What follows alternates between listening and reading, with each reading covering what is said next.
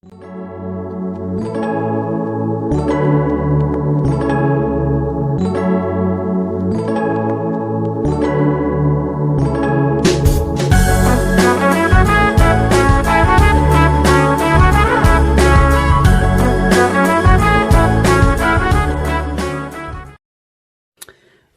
so welcome, ladies and gentlemen.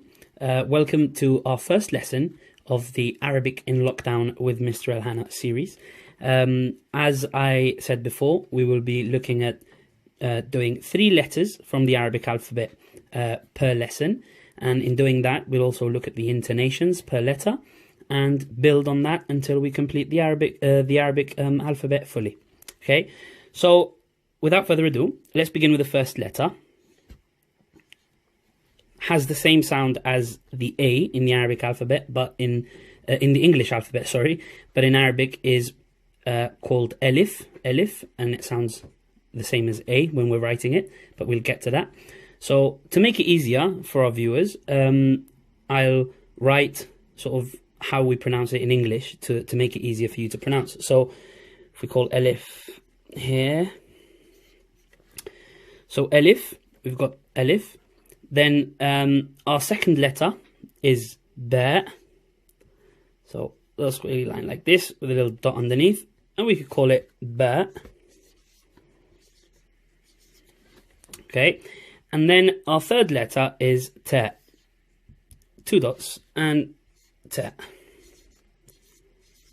Again, these do not follow any chronological order in comparison to the English alphabet. So this letter would sound more like an A, this would sound more like a B, but then we jump over here to T and it would sound more like a T. So again, please don't think that the alphabet follows a chronological order similar to the English alphabet. It doesn't. Okay, so these are the first 3 letters we're going to look at. And we're going to look at the different intonations that exist in the Arabic language and how these different letters can sound differently based on the intonation that they will have either on top of them or below them. Okay, so before we actually get onto these intonations per letter, we need to understand what these intonations are, what they look like, and what they sound like. Okay, so we've got 3 different intonations. 3, there we go. 3 different intonations, and there's an additional one per intonation, but we'll explain that later. So the 3 that we're talking about, we've got the fatha, and again, like I said, I'll be writing in sort of an English form so that the viewers can understand. We've got the fatha, then we've got the kasra, and we've also got the dhamma. Okay, so fatha, kasra, and okay, so now we're going to look at elif, or the letter that sounds a. Okay, sounds like a, okay, or a. So the elif, sometimes it will have this hamza on top, sometimes it won't, but we can speak about that later. So with a fatha, it would be a. With a kasra, watch what happens here to this one. With a kasra, the hamza comes underneath and it becomes e. Okay, and with the dhamma, it is o. Okay, with the 9 looking figure for intonation over there. Okay, so a, e, and o. All right, and that's when we look at the letter elif. Okay, the letter elif. Something else to add with the letter elif is that sometimes you will not see this little, we call it the hamza. It's part of the Arabic alphabet, and we look at that later on. But sometimes you won't see this little symbol on top of the elif in Arabic writing. But again, we'll get to that later on. Right now, it's not important to focus on these small things as long as we can understand or learn, not just understand, how the Arabic alphabet differs from the English alphabet. Use the letter B, for example, and remember, we write from right to left. So B over here, the fatha would be a line on top. The kasra would be a line underneath, so here. And then the dhamma, we use the B, again, the same letter, is a sort of like 9 looking symbol. Okay, each intonation has a different sound. Okay, so the fatha, wherever you see a fatha, so the line above a letter, you will pronounce it with an A. So ba, this would be ba. so the intonation would sound like an extra A. So if the letter is B or ba, a ba with a fatha would be ba. A ba with a kasra would be B. And a ba with a dhamma, or this intonation, would be bo. Okay, so ba, bi, bo. Okay, repeat after me. Ba, bi, bo. Okay. Okay, so having looked at the letter ba, or the letter, well, the one that sounds like B, but the letter ba, which is the second letter in the Arabic alphabet, we've looked at the fatha, the kasra, and the dhamma. So the three letters we're looking at today would be alif, ba, and ta, as we saw before. And for each letter, we're looking at these three different intonations. So the fatha, the kasra, and the dhamma. So we've looked at ba, let's look at ta. So ta, let's write it out 3 times. Remember, we're writing out from the right to the left. Okay, and then the fatha would have a line on top, and it would sound like, come on guys, can you tell me? Okay, I know I'm not live, so you can't tell me, I'm just joking. Ta, so fatha would, so if it has a fatha on top, it would be ta. If it has a kasra, it would be ti. And if it has a dhamma, it would be to. Okay, a little 9 over here on top. So ta, ti, and to. Okay, and the same applies to all the other letters when we are looking at these different intonations above. So remember, we had the fatha. Okay, let's underline this using a red line. Okay, fatha. We had the kasra, and we had the dhamma. Okay, so these are the 3 different types of intonations that we use on Arabic letters. There is also an extra one that sometimes confuses people, but it's not too hard to comprehend. So we'll go through it together. But apart from the fatha, kasra, and dhamma, each intonation still has one more different sound. So now it's fathatain, kasratain, and dhammatain. Okay, so these fathatain, kasratain, and dhammatain basically means 2 of. Okay, 2 of. So let's go back to the blue pen. So if we use the letter alif, for example, and now people will probably start understanding, if you use the letter alif, and again, like I said, sometimes when you have some of these intonations, you won't have the hamza or the other little squiggly line on top. Okay, so let's forget about that one for a second. So fathatain would be 2 fathas, so 2 lines above. The kasratain would be 2 lines below, and the dhammatain would be the 2 9-looking symbols on top. Okay, then we would pronounce this as an, in, and un. So if we backtrack a little bit, we can see that with the fatha on its own, it was a. Now with the 2 fathas, it's a an sound. Then with the kasra, it would have been e. Now it's an in sound, so we've got the extra n in the mix. And then with the dhamma, it would have been o, but with the dhammatain, it's on. Okay? Okay, we carry on with the same for the letter ba.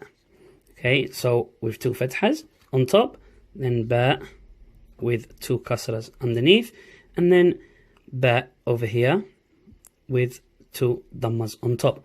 Again, these forms may change when we're linking different letters or when we're writing words, but we can get to that eventually. We just want to, I want to teach you the different intonations to start off with. So this would then, of course, would be ben, bin, and bun. Okay, so with a fatha, it would have just been ba. But with 2 fathas or fathatain, it's ben. With a normal with just 1 kasra, 1 line underneath, it would have been bi. But now with kasratain, it's bin. And the dhamma, it would have, just with the dhamma, sorry, it would have been bu. But now with the dhammatain, it's bun. For our last letter and the intonations that accompany it, we've got the letter ta. Okay, so let's write it out 3 times here. Okay, so then we've got 2 fathas, 2 kasras, and then we've got 2 dhammas over here. Okay, so this would be tan, tin, and tun. If it was just the fatha, the kasra, and the dhamma, instead of the kasratain, fathatain, kasratain, and dhammatain, which again, I remind you, don't mean anything different fathatain means two of. So one fatha is just that one line above. Now fathatain is two. And the same applies to the kasratain and the dammatain. Now this would be pronounced as ten. This will be pronounced as tin. And this would be pronounced as tun. Okay? Okay. So, as a little bit of a summary of the whole lesson and a bit of a recap, we're going to start off with this little table or grid, whatever you want to call it, just as a recap, and so that we can remember the sounds made by each intonation for each letter. And you can screenshot this from the video. Let me just do this so that hopefully you can take your screenshots. And so that we can actually keep a record of these things that we're doing together. So if we start with the letter Elif that we looked at initially. So Elif, let me put down the letter name equivalents in English. So Elif is right here, the ba that we looked at before, and this is the ta. So that's the same as when you learn the alphabet as a child, or when you learn it as an adult. You say A, B, C, D, or A, B, K, D. So Elif, Ba, Ta, or A, Ba, Ta. Okay? So with the Elif, if we use the Fatha, the sound becomes, instead of just A, it becomes A. Okay? So it just gives it that, you could call it an extra A, but that's the sound of the letter. It gives it an extra A. So if it was a B, for example, when you say Ba, it gives it that extra sound. If we look at the Kasra, when it's on the Elif, it's underneath, it gives us the sound E. And if we look at the Dhamma, on top, the 9 little figure thing, it's U. Okay? If we look at Ba, or Ba, with a Fatha on top, over here, as we can see, okay, it sounds, instead of just the B, or the B sound, it's Ba. Then with the Kasra underneath, it's B. And then with the Dhamma, it's Bu. Okay, then with ta, with the fatha, it's ta. With the kasra, it's ti. And with the dhamma, it's tu. And now we're going to look at the dhammatain, kasratain, and fathatain. So double fatha, double kasra, and double dhamma for each one of these letters. Okay, so now we continue with the fathatain, kasratain, and dhammatain. So we're talking about the double fatha, the double kasra underneath, and the double dhamma, or the little 9 figure. Okay, so for the letter Elif, okay, for the letter Elif, it sounds like this. An. The fathatain would be an, the kasratain would be in, and the dhammatain would be on.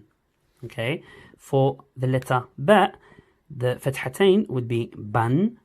For the kasratain would be bin, and for the dhammatain would be bon. On the other hand, for letter ta, it would be tan, and then over here for the kasratain, it would be tin, and for the dhammatain, it would be tun. Okay, let me bring it out here so that if anyone wants to take a screenshot of that. So when we speak about these double fathas, fathatain, double kasra, kasratain, or double dhamma, dhammatain, most of the time, you probably will not see them on single letters like this. It will be one of these letters, most probably joined with an elif. It sort of elongates the sound, and instead of just the B, it's a ban. It will always have another elif attached at the bottom. It doesn't apply for the elif, applies for the ba, ta, and all the other letters. So most of the time, you will not see these intonations, dhammatain, kasratain, and fathatain, on a single letter. It will probably be attached to another letter, and in most cases, it's the elif over here. Okay, that brings us to an end. Thank you very much for listening. Thank you very much for watching. I do promise an update, hopefully, with some help of professionals in the graphic design fields, an upgrade from this layout, but I'm working on it, and we are in confinement, we are in lockdown, so I'm doing as best I can do with the tools that I have at hand. thank you very much for watching Arabic in Lockdown with Mr. El Hana, or with Youssi, depends what you call me. Thank you very much, and I'll see you in lesson 2.